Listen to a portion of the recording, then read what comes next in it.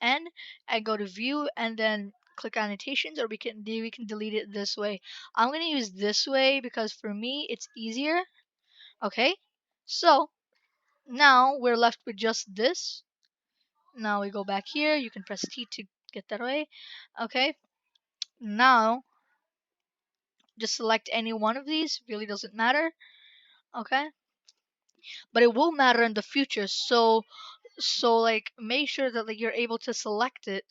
Don't make something too complicated, like all the way in there and you can't select it anymore. So just make like something like this and go to physics properties and just select rigid body and then surface response. Click on friction. Make this to, let's say, point 0.6, and then bounciness 0.05. I'm pretty sure that's how bouncy concrete is. So now when we play this, it goes straight down and pass this floor. And don't worry, if that happens to you, that's supposed to happen. Okay. Now we right click on high or whatever you named it, and we press selected objects, and then we go to objects and we click on rigid body. Then we do copy from active, and now all of these things are supposed to move. If you have this cube, just delete it. But there's a problem. Okay, it's just going straight past that. It's just going straight past this plane. Now this is how we can fix it. Okay, we can select the plane and then we can select rigid body and then we can press animated. Now that happens.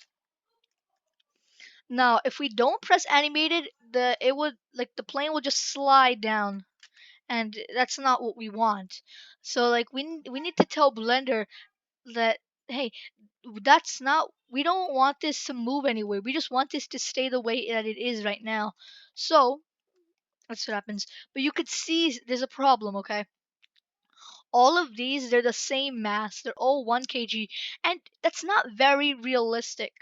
Okay, so let's just click on one of these, right click on high and select all objects, go back here, rigid body, calculate mass, and now we have all this. Since I said we're doing concrete, then we just find concrete, you click on it, and now you should all have different masses.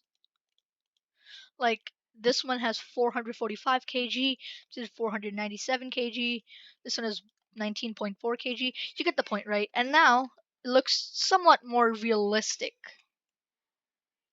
Again, you can change it to anything you want. It really doesn't matter. There's even a glass option if you like that.